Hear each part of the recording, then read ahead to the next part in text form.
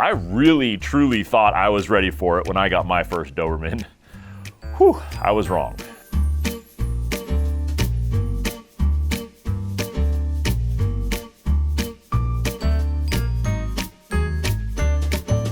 I spent so many nights just doom scrolling through forums and random advice, just trying to figure out what I possibly missed. But lucky for you, I've already made all these mistakes so that you don't have to. These are the 10 things I wish someone had handed me before I got my first Doberman. The first thing, and this is super important to know, these dogs will test you, both emotionally and logistically in so many other ways, and just your boundaries as well. It's gonna be early mornings, lots of energy, and you gotta stay rock solid, consistent throughout all of it. That means no emotional outbursts. You gotta be consistent almost with your own feelings, because these dogs read your feelings. So if you're not consistent with that, they will take advantage of you when they start to see you getting frustrated, and they'll actually start pushing harder. So your own consistency and actually your own discipline here actually makes a huge difference. But if you just understand that they're doing this and you don't fall in the trap of getting frustrated and thinking that somehow you have a Doberman puppy who's way more difficult to control than everyone else, you'll do just fine. Remember, it's just a stage, especially in that first year. Next up, they are owner focused to the extreme. It is in their DNA, and they will follow you everywhere. And when you think this 100-pound dog is close enough, they'll find a way to get even closer. For better or worse, it's kind of like having a second shadow, and they will mirror you and your emotions. So essentially, if you're having a bad day and you're getting grumpy, or you have a tendency to get a little overwhelmed, you'll start wondering, why is my Doberman just randomly lashing out at me? Well, he's seeing you get a little emotionally inconsistent, and he's incorporating that into his behavior. It's normal, it's how these dogs work, so keep that in mind when you're just starting out. And because of this owner focus, that means they have a horrible puppy nipping and biting stage. I mean, think about it. You got a high drive dog with lots of prey drive, having that those sore gums and puppy teeth coming in, and they're hyper owner focused, and they're looking for comfort all the time, and they want to be close to you. It's a horrible, grueling puppy nipping and biting stage. Next up, their intelligence, that same intelligence that attracted you to this breed, it can be a real problem too. It's a little bit of a double-edged sword, because not only can they get bored and then start getting a little destructive, but also they can get very conniving. And if they start to see you getting a little less confident with your training techniques or getting overwhelmed, they're gonna start to push harder to try to get what they want. And all of a sudden, that behavior that you're trying to get rid of, that's maybe a little bit of a negative behavior, it's gonna come back tenfold, and a behavior burst, it's called. And when that happens, you know it's because they thought they saw a weakness and they're pushing hard to exploit it. In fact, it can manifest in other ways too. There was one viewer who sent Doberman Planet a message a while back who told us how her husband kept losing his car keys before work every day. And also, surprisingly, the Doberman had anxiety, separation anxiety. And eventually, what did they discover? They discovered, after he replaced his car keys a whole bunch of times, a whole pile of his car keys in the couch cushions, where the Doberman would tend to run to every morning before her owner went off to work, all because she was trying to stop him from going. That's the type of intelligence I'm talking about, and these are the type of problems you can have. Next up, and this is a quick one, but it's an important one, their size is misleading. They're 100-pound dogs very often, but they act like they're an 8-pound lap dog. They will shove themselves right up into your lap, right up into your kid's lap, and they'll slap your laptop closed when you're doing a Zoom meeting. They have no boundaries, and all that weight and all that size works to their advantage here as well. Next up, their energy is absolutely real. These are working dogs with tons of drive, and it means that they need to get out that physical energy to stay happy. And trust me, you care about this. You do, because if they don't get it out, they're gonna be destructive dogs to the max.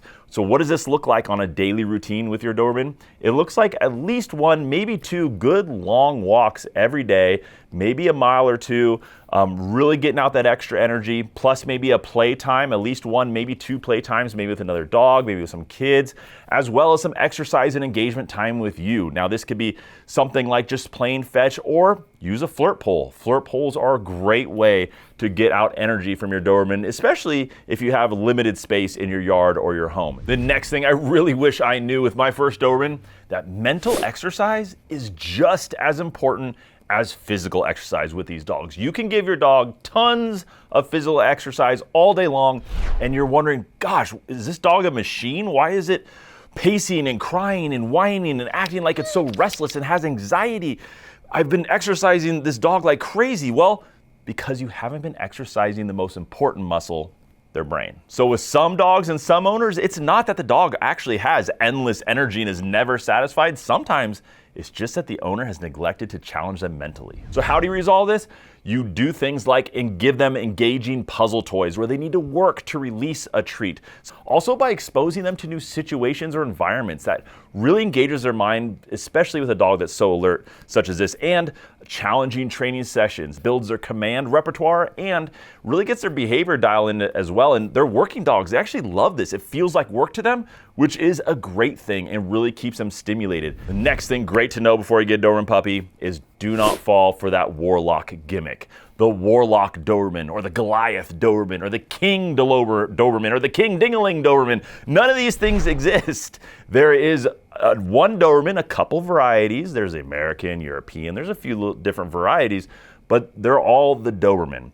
And these other terms came out because at some point, somewhere around the 70s, breeders started to realize that the bigger Dobermans commanded larger prices because they're more in demand. So they started coming up with all these terms that made it sound bigger. Now, to be fair, there was once a Doberman that won lots of championships and lots of titles. His name was Warlock. He became famous for how many titles he won, but he was a normal-sized Doberman. So really, this is a marketing gimmick. You can still buy a Doberman if they say it's a Warlock, as long as you know what you're getting. It is just a Doberman. Could be on the larger side, maybe not, who knows. Next up, and this is super important, they're big dogs. So yes, they tend to have big vet bills. And they do have some breed-specific health concerns such as DCM, or dilated cardiomyopathy, which is a big one. And with that one, really after about age 2, you want to get your dog regularly checked, get their heart checked for any signs of DCM at the vet. And you always want consistent blood work once a year or whatever your vet recommends. But it is kind of a consistent ongoing vet expense. And if you get hit with kind of a big condition, it can be potentially a lot of money. So always make sure you at least have some money saved away for emergencies. Also, definitely, please feed them high quality nutrition from the beginning. It's crazy because sometimes people get vet insurance or health insurance for their dog, but they still give their dog highly processed kibble full of like these fillers. And it makes no sense to me. It's like, I don't know, choosing to overeat in the worst, greasiest fast food place you could possibly find every day for every single meal. But hey, at least you got good health insurance, so you're fine. Really? Would you do that? So please don't do it to your dog. The first and best insurance you can get when it comes to the health of your dog is an active lifestyle and quality nutrition. Just keep them healthy first. Don't just like prepare for when they get sick. In fact, there was one study that was done in 2003 that showed that dogs who were fed fresh foods lived on average 2.5 years longer than those on commercial foods. 2.5 years. That's huge, especially to us Doberman owners who already struggle with shorter lifespans than we'd like out of our dogs. But the reality is that not a lot of us, frankly, have the time to make custom home-cooked meals every day for our dogs like we'd want to, or the knowledge to perfectly balance the vitamins and minerals in a way that they specifically need. That's why so many Doberman owners right now are turning to Ollie, because they make all of this really easy. They keep track of how much and how often you feed your Doberman, and they make sure to always have a new shipment of human-grade, top-notch, fresh food coming to your house at the right time. This is food with no preservatives, no artificial flavors or harmful fillers or anything like that, just real quality food with quality meats, just like you would cook for your own family in your own kitchen. But it's set up so you don't have to worry about it, and it just shows up. Look, I did ask Ollie to be our sponsor here at Doberman Planet and not any other dog food companies. Why? Because I really do believe in what they have to offer. I really think that it's the best food that you can give these dogs, in my opinion. So if you want to try it, just go to the link in the description down below, and you can also look for that coupon code down there. It'll be also down there as well, and it's going to give you 60% off your very first box of fresh food with them. So just keep your dog healthy from the get-go. Feed them healthy from the start. Check out Ollie. Your pup is going to love it. And trust me, it's gonna make you feel a whole lot better too. Now, the next one that affects a lot of owners is that dog restrictions and breed bans are unfortunately still a real thing. So check your homeowner's insurance policy before you bring home a Doberman. Now, I got really lucky here and my insurance policy did not have a banned breeds list, but that was just luck. Honestly, I didn't check ahead of time and I really should have. Unfortunately, insurance companies and landlords are still targeting Dobermans. In fact, there was a study done and it was published on Forbes where they looked at 42 different insurance policies, and the Doberman Pinscher was among the top 3 most banned dog breeds. In fact, every single insurance company that had a banned dogs breed list in their policy had the Doberman listed as a banned breed. Every single one of them, 100%. Unfortunately, that was true for the Rottweiler and the Pit Bull as well. Those 3 dog breeds were in all banned breeds lists. Weirdly, for some reason, the Chow Chow was listed as number 4 most banned. I don't know, is there something I don't know about the Chow Chow? Interestingly though, the Animals and Society Institute published a paper back in 2014 where they looked at 256 incidences of dog bite fatalities, and they concluded, quote, "The study found no evidence that one kind of dog is more likely to injure a human being than another." And I mean, if you want to be technical, the Doberman's kind of a mixed breed anyway, right? That's what Carl Frederick Lewis Doberman did to make this breed. He mixed in a whole bunch of breeds together to make the Doberman, so I don't know.